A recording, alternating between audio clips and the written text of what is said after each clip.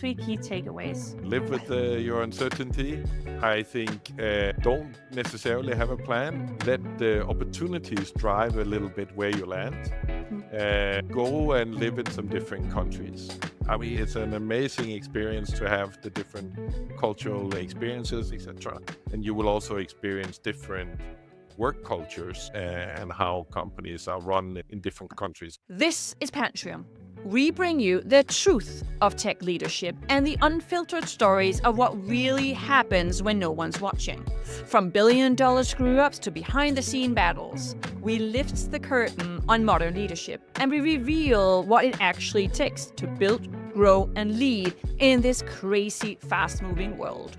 Hosted by myself, Christie Kristensen, it is time to get real and have deeper conversations. Claus, thank you so much for joining the Pantrium Podcast today. Yeah, you're welcome. It's always a pleasure. A massive kudos to you for sitting here with me, because I do think today might just be the hottest day in Copenhagen, in Denmark. Yeah, let's be honest, right? I had to change shirt when I got home from the office before we could have this talk. Yeah. It is really warm today. It's beautiful. Yeah, let's get it done. Yeah, exactly. That's Yeah. And today, Claus, I want to talk to you about your career, your journey, and the lessons you have learned. But before we get started, as you know, I ask all my guests what's their fun fact. Yeah, but I think my fun fact is a little story about my kids. You know, my kids, they have 3 passports. You know, how does that happen? They come through a marriage with an American. And then when we had to move to Europe, the easiest way to do that was for my ex-wife to change nationality from American to Irish. So my kids have Irish, American, and Danish citizenships. Very nice. Yes. Oh, I love that, because it just opens your mind for different viewpoints and just seeing things from different angles. I'm curious, how do you see your multinational household and the way that you're bringing up your children as well have changed their way at looking at life? But I think for me personally, having lived in a number of different countries, you find out quite quickly that the human being itself, we're quite alike. But you also find out that culture plays a role, and the way that we're brought up or the way that we think about certain things because we have lived in a country, it gives some differences, right? But when it then comes down to fundamentals, we're the same. For me, it's about thinking around that you, irrespective of where you come from or who you are, you can engage and you can treat everybody the same way. But you have to be mindful of cultural differences. It comes down to that work, for instance, is done sometimes quite differently. Some countries are quite hierarchical on how they organize themselves and how you have to act in an organization. You have to follow the pattern up through the organization. Other countries are not like that. You can sort of go quite across the different ladder steps and so on. So I think being aware and having experienced the different ways of doing it gives you the flexibility to act in different places. Yeah. I think that has influenced me quite a bit. Yeah. And I want to stick with that a bit, because you opened up as well saying that you have lived around different countries. So can you tell me a little bit more about that? Yeah, so it happened that when I left college back in 97, 98, I went to Scotland to work. And quite quickly, they moved me to Holland. And one of the experience I had quite early in my career there was that I had a manager which influenced me a lot. And it was not for the good. We were a small office, 7 people. My manager, he was 34 years old and he already had a triple bypass operation. And that was because he stressed enormously. This was back in the days when you had, you know, the old-fashioned phones that was sitting on a table, etc. And he got a new phone of those every month, basically because he smashed them. You know, and I've seen him take an office chair, lift it up on top of his head and crash it down into the floor. Oh my. So I was there for 6 months. I basically got out of there as quickly as I could. Yeah. But I think one of the things that taught me was that, you know, You need to find people to work with that you get along with in a reasonable way, right? Because it influences your life a lot, who you work with. So find somewhere where you enjoy it. That's a key learning. Yeah. I think another learning that I had sort of working my way up through my career was that I never really, in the first many years of my career, I never really thought about what I was going to do. I didn't have a plan. I sort of let events happen, which also how I happened to move from Scotland to Holland and then to the US and back to Denmark, because I didn't really have a plan for what I wanted to do. Whatever opportunity that came up, I sort of took it and felt that that was nice. It also meant that I think the first 12 years of my career, which was abroad, was a little bit like a holiday for me. It sounds weird because actually it's probably the 12 years of my career where I worked the hardest, if you count hours or something like that. However, because I always lived in a situation where I didn't have children, I didn't have too strict personal relationships yet. Only towards the end of this period did I get married. I experienced new stuff all the time, and not just from a work perspective, but also personally and cultural-wise, etc. And that freedom to sort of live through that and experience that made sort of the whole experience quite relaxed in a way.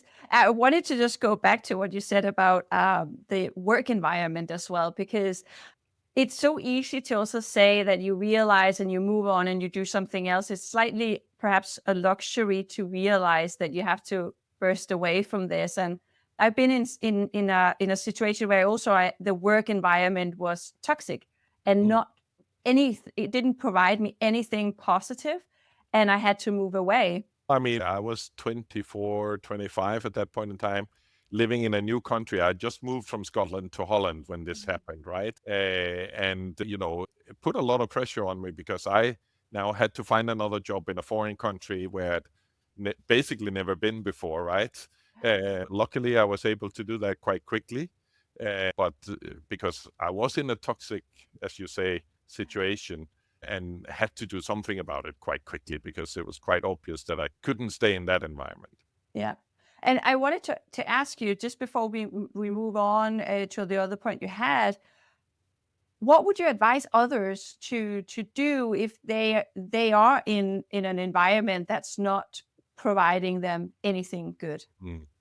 I think the first thing I would do is to speak up. So actually what I did at this point in time, I actually called back to the head office in Scotland for this company and talked to my previous manager over there. And she was very open, saying that, hey, the manager in Holland, he makes a shitload of money for the company. We're not going to do anything about it. We're aware, but we're not going to do something.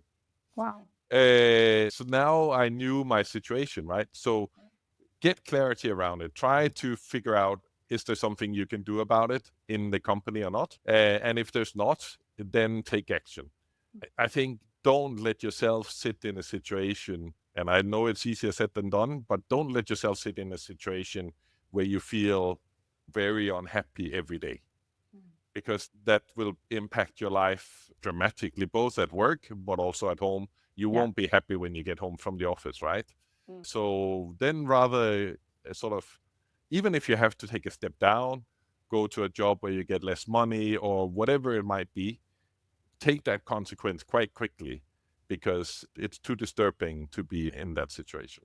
Yeah, and life is too short for Yeah, exactly. one of the things, like if you think about it, it's almost 80% of our time spent in the office or at work, and it would be, it's just not worth it in my opinion. No, I agree. I wanted to go back to the point you said around career plan, because often people talk about, oh, if you want to do something, you need a plan, or like Oprah has all these about, you won't succeed if you don't know where you want to go and what you're trying to achieve. And I'm just curious, what do you think, looking back, why do you think it took you 13 years before you had a career plan or made that decision? I'm honestly not sure that I can really answer that. But what I think when I look back at it, my experience was that, and I don't know if it's universal, but my personal experience was that if you like what you're doing, if you work hard at it, if you want to excel at it, then in 9 out of 10 cases, somebody will notice and they will see that you're doing it and they will provide you an opportunity. And then it's probably also a personal thing for me that I wanted to try as many different things that I could. So I think that gives you a broad range of experience in terms of what you can then leverage later in life, right? I mean, I worked in IT, I worked in products, I worked in sales, and those different aspects of how you're running a total business, understanding those in quite some detail is actually something that benefits you later on, because you, even if I sit in sales today, I know that we still have to do an IT project to deliver a product that can go to the customer, right? Yeah. And I have respect for and I acknowledge that it's difficult for the other parts of the value chain inside the company. Having that understanding benefits you. So I think when you go through that, and then also I was young. I didn't actually really, I didn't really think about the things too much. It was just a question of having fun, right? What did you do to make that happen? Mhm. So what happened actually was I came home to Denmark, and at one point in time, I joined Nordea. On one of the first weeks in the office, one of the HR people took me aside and said, "Let's have lunch. Let's talk about how your start in Nordea is going to be." It was really good experience of joining Nordea. They had a very professional way of handling a new starter. But what surprised me during that lunch was he said, "Oh, we need to start you up on an MBA." And I was like, I hadn't talked about that. So, but I was like, okay, well, that's a great opportunity. So let's do that. And I said, well, let me just talk to the wife and let's figure out whether we can allocate quite a lot of extra time on top of the job, right? Yes. But when I then started the MBA process, that puts a lot of thoughts around what do you actually want with your life. An MBA is not just about learning about marketing or finance or, sales, etc. It's also a lot of personal journey around how do you actually go about being a leader and all those aspects. So it put a lot of thoughts into it, and it sort of made me realize, okay, maybe for the first time, should I try to do an actual career plan? So what I did 2 slides in PowerPoint, and it basically had a progression over 5 years. It had steps of, okay, this is where I want to move to, but it also had all the steps that I needed to take to qualify myself. And then I sat down with my manager and said, here's my plan. The plan actually said that I should first take his job and then I should take his manager's job within the next 5 years. Yeah. But luckily I had a really, really good manager, very mature. And he was like, great, do it. And then since you want my manager's job as well, let's talk to her as well. So we sat down with her as well, and she was also very cool about it. Yeah. And actually, within 3 years, I had her job.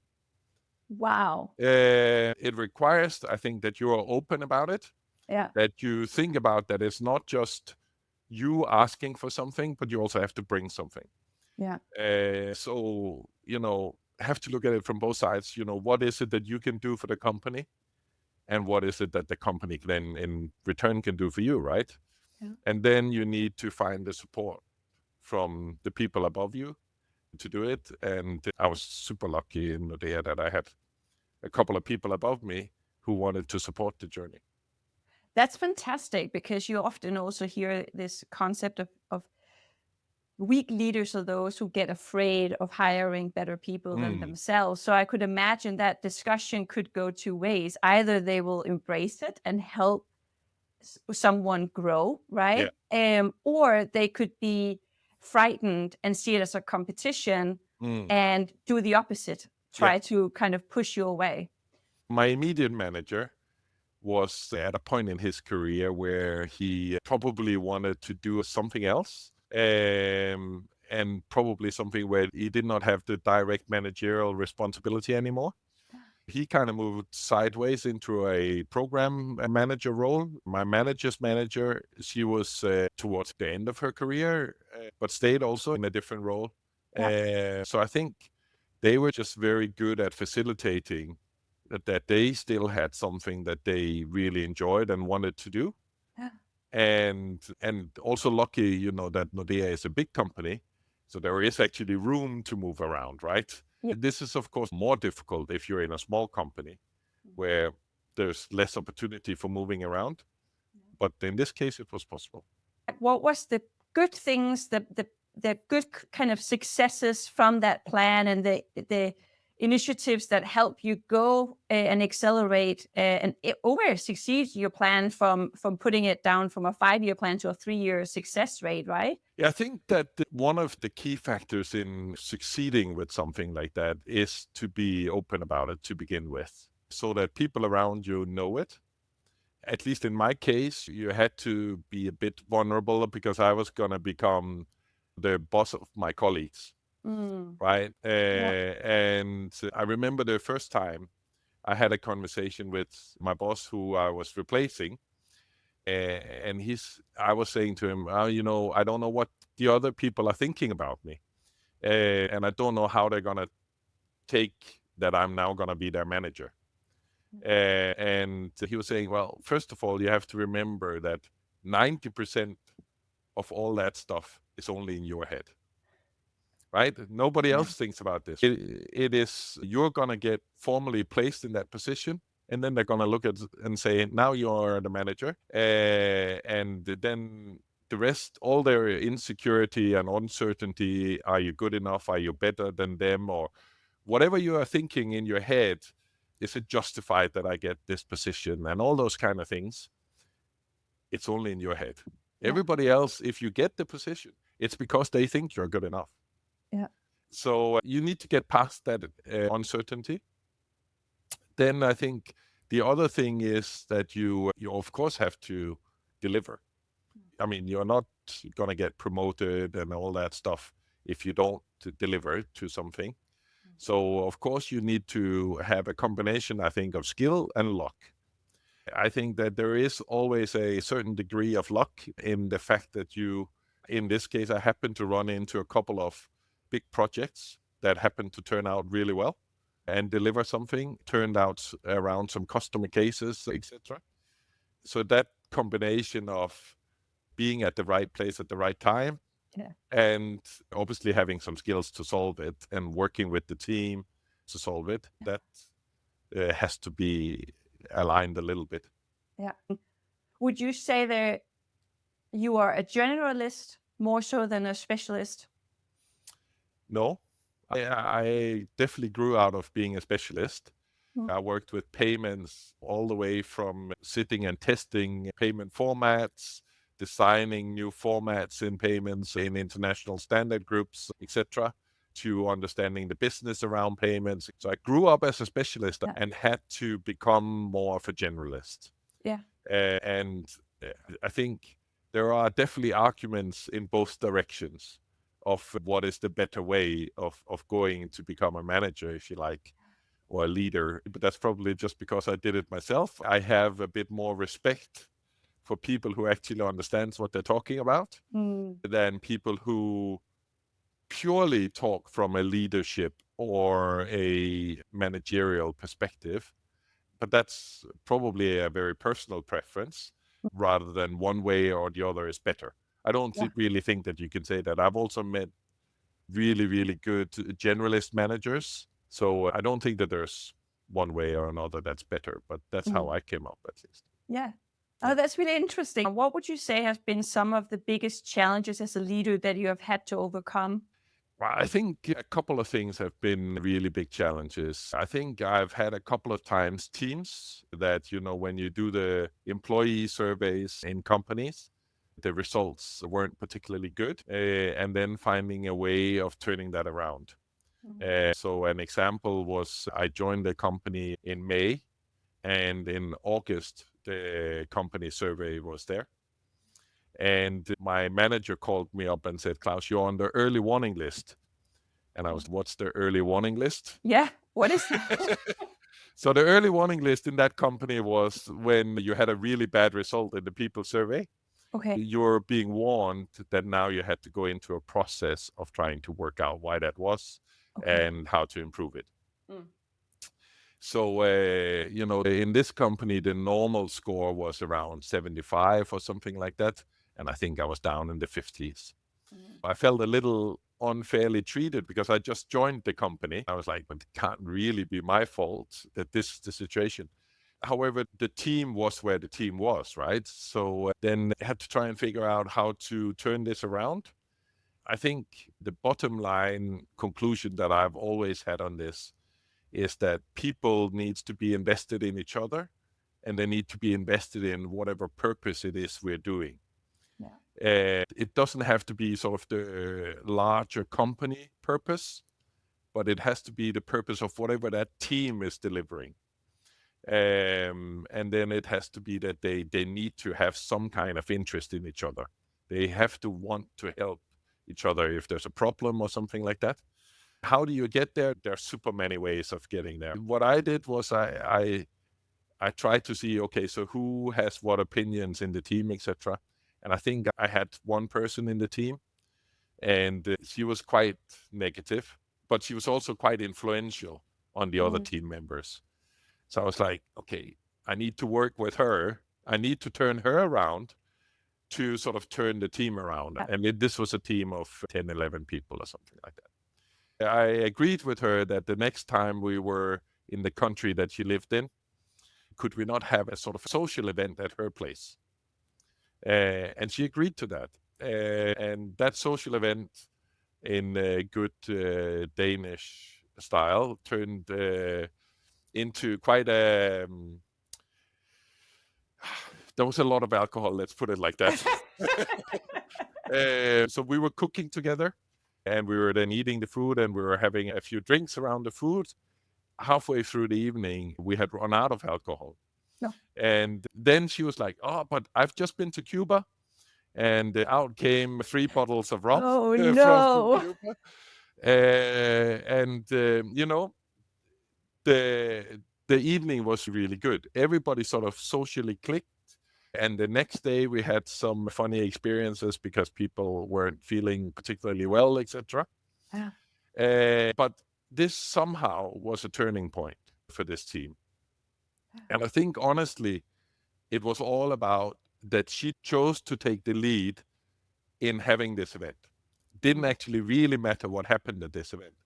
But the fact that she did it send a signal to everybody else in the team of, okay, if she is willing to invest a little bit, then the rest of us can invest something. So, and then we started doing this turning, actually going around the countries. I had people in 4 countries for this, and we sort of circled around the countries and had a social event in each one, doing different things, etc. That meant that everybody felt that, okay, now we are actually also able to do something else outside work, and we got a different feeling for who we were as people. You can sit down and do some of these things with personality tests and things like that. And we did that later on as well. But my feeling is that you need to create a social foundation first. And then you can start working with who you actually are as people and things like that.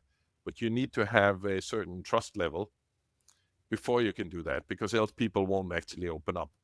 I mean, anyone can answer a personality test and then give some standard answers afterwards, right?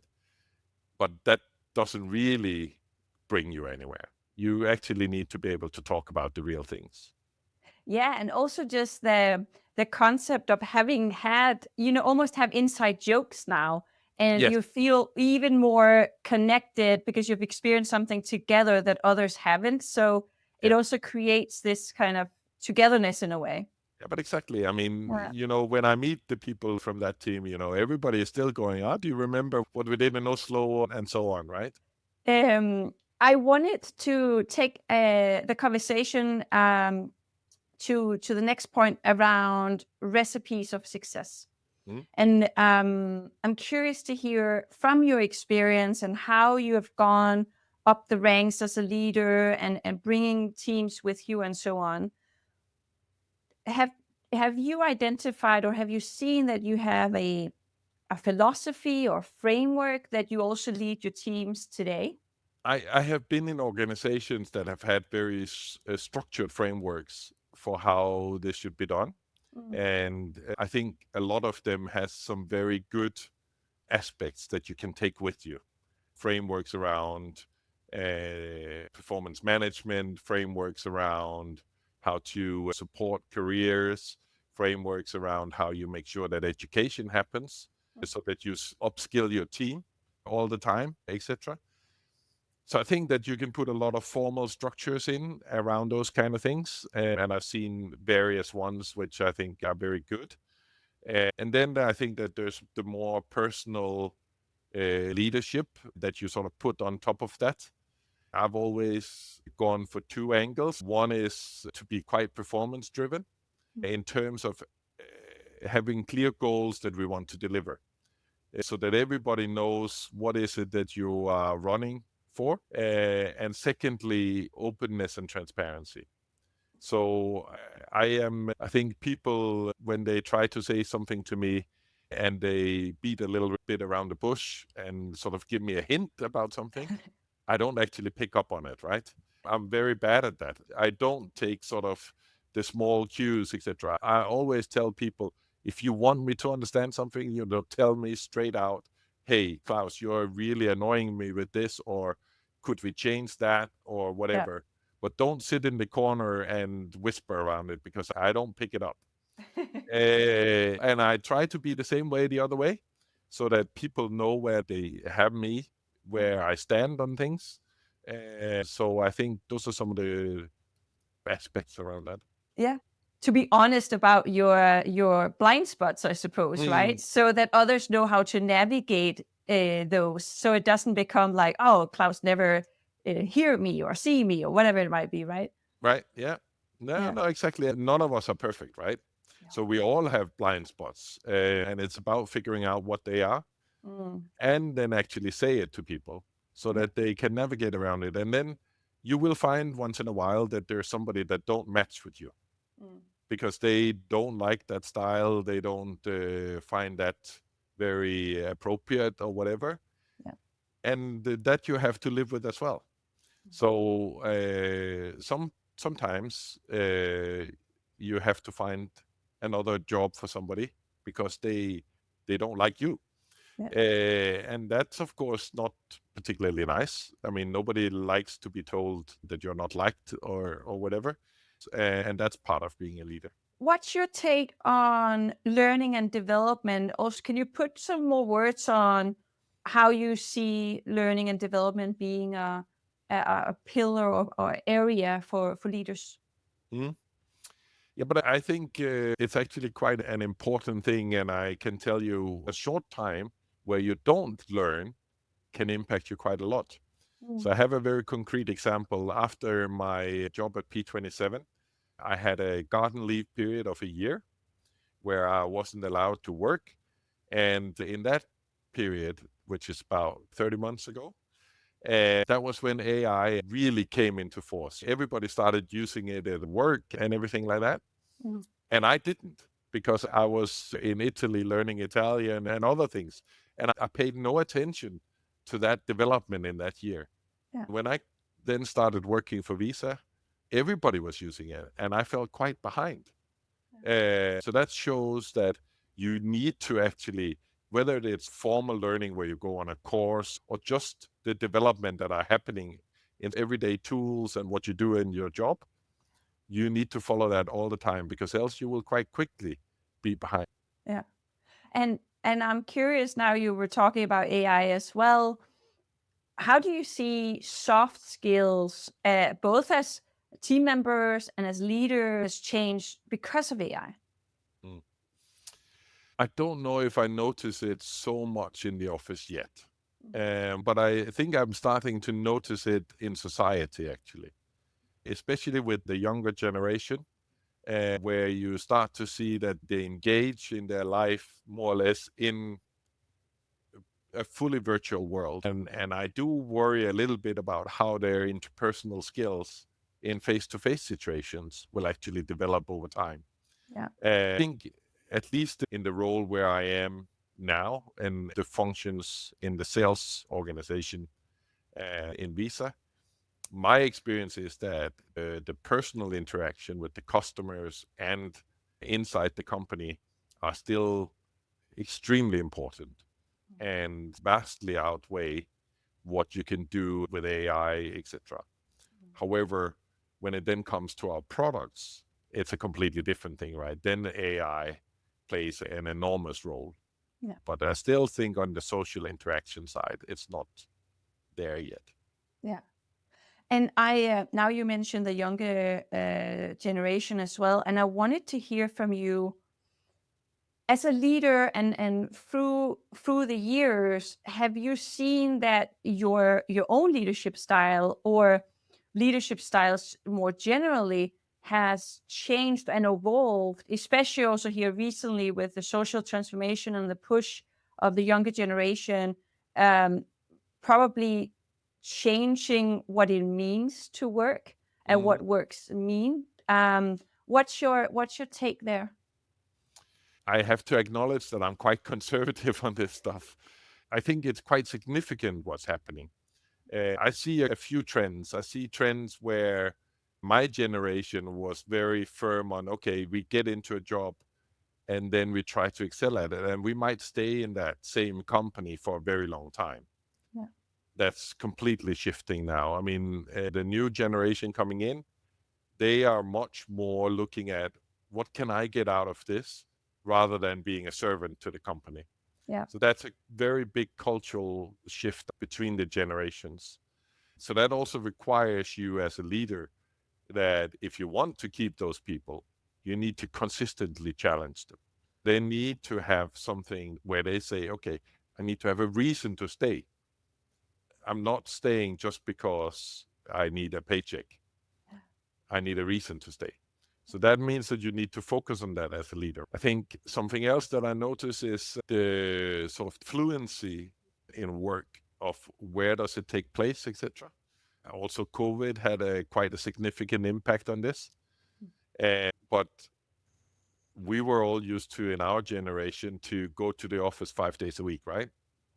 And it was actually an exception if you worked from home, right? However, the new generation, they expect to be able to work from wherever. It's an interesting cultural challenge because how do you build cohesiveness in an organization? How do you build culture in an organization if you're not together? So, and that is where AI and social media and other things maybe come in. I'm just behind the curveball on this because maybe the new generation is actually able to create social interaction on the platforms, if you like, Mm. whereas I still believe that you actually need the social interaction. Yeah. I do see, though, now, at least in Visa, we have our return to office policy of that you would need to be there at least 3 days a week. And that is beneficial for what we're able to do in terms of sharing information, etc. So I think a mix of these things is good. Yeah. Yeah, I spoke to a friend of mine. He works from Denmark remote for an agency in the UK. And Mm, in the beginning of him starting probably like a year and a half ago or so, they had this universe where kind of like a metaverse where they could go over and knock on each other's tables and have a quick chat, which would be that chat would be like on Teams or Slack, yeah. right? But over time, people just stopped using it and just use the normal chat functions versus being in this metaverse in a way. Mm, So it's interesting how some at least have succeeded and some not so much, but I guess depends on the teams as well. yeah, I think it does. Before we get to the last point of our conversation, what should someone think about in order to be a good leader? What do you think is important parts that makes up a good leader? Mm.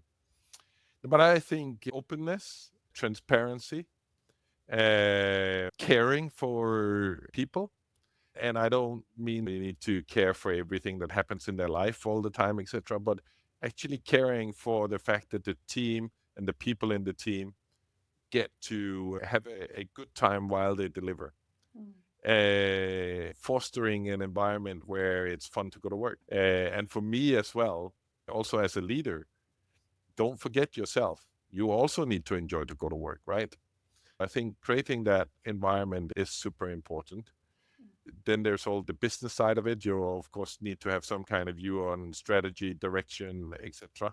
But in terms of the people side of it, I think those are some of the key things. I'm curious, when you say culture as well, are there any that you see also are quick wins to create a culture? I think consistency Yeah. and leading a bit by example. So if you want something to happen, you also need to be able to be willing to show that and then be consistent around it, right? If you want to foster a certain culture, then you are working towards that all the time.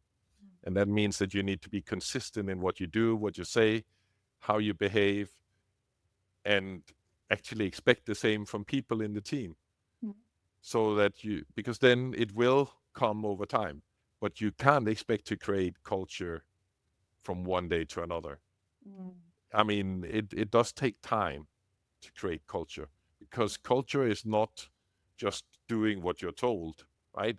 It is actually feeling it and doing it, because that's how we do stuff, right? Oh, I just had this. You need people to drink of the Kool-Aid.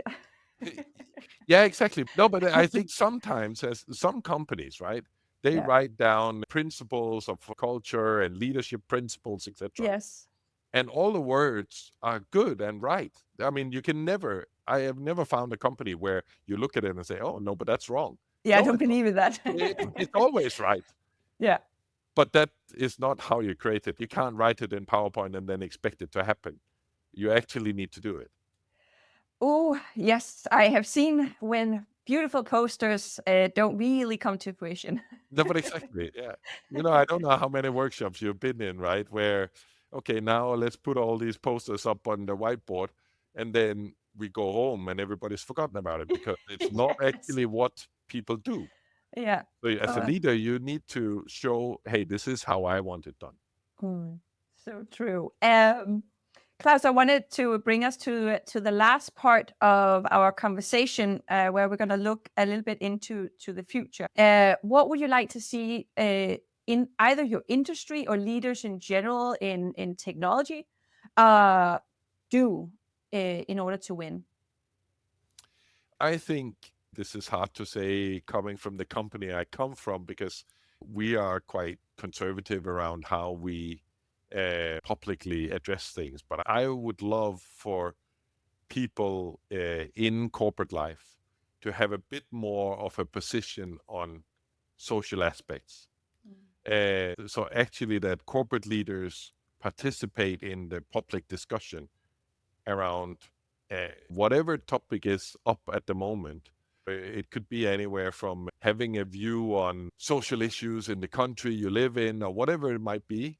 I know it's super difficult because your customer base will have diverse opinions around these things, right?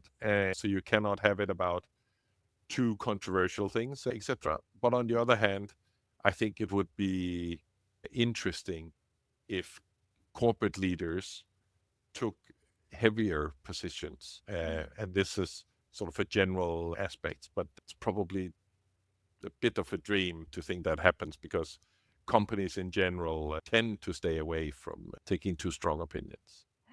But I think just a remark on that. I think it might not be too much of a long distant dream, because there is a movement also that leaders are the ones people follow, not necessarily the companies. So Mm. who are you as a person become more important than what you stand for and Yeah, what your experiences are, right? So leaders and organizations are being seen, are having different positions in the environment and in the society. And I think those are gonna evolve over time. So maybe, perhaps now we're just spitballing, right? yeah, But yeah, yeah. maybe actually it would be seen also as a trust, right? If you are a supporter of LGBT, oh, I can't say Yeah, everyone, right? yeah, yeah, Then we also know that, yeah. and you can be trusted, and I believe in what you say, and I feel safe in your presence. Yeah. The other bit I wanted to ask you about is if you were to challenge the listeners, what would you say? Again, it could be someone aspiring to become a leader, have just become a leader, and are now a leader of their colleagues. What would you challenge them to do tomorrow? I think live with your uncertainty. There is lots of uncertainty being a leader, and you will doubt many times what is the right decision. But embrace it a little bit and live with that uncertainty, because that's a premise for being a leader. There is never a list of results that you can just pick from and say, okay, I know with 100% degree certainty that this is the right thing to do. Live with that uncertainty and embrace it and work with it. So yeah, I think that's the key thing. Amazing. Last question of today, and then I will let you go and enjoy the rest of the beautiful sunny evening. Who has been a leader that have made a lasting impression on you for your career, Claus? So I will bring up one of the first leaders I had. His name is Mark. He was a leader in Emerald Bank, and he was extremely efficient in the way that he ran his team, but also extremely compassionate. So whenever you had a problem, he would always step in, but he was also very hands-on. So this was very early in my career. So he was able to, from a content perspective, help me, but also sort of guide me into, okay, where should I go in my career, etc. So he's definitely probably my favorite manager of my career. Oh, I love that. What a beautiful way to finish our conversation. We could have continued, but we're out of time. And thank you so much for prioritizing your evening with me today. You're welcome. Thank you so much for spending your time with us. I hope you enjoyed the show. If you have feedback, topic ideas, or guest recommendations, we are all ears. Pantrium is growing thanks to our community of listeners. So if something resonated with you, we would love for you to share your favorite takeaways. And just a quick note, the views shared by our guests are entirely their own and don't necessarily reflect the companies they work for. That's it for now. Thanks again for tuning in. Until next time.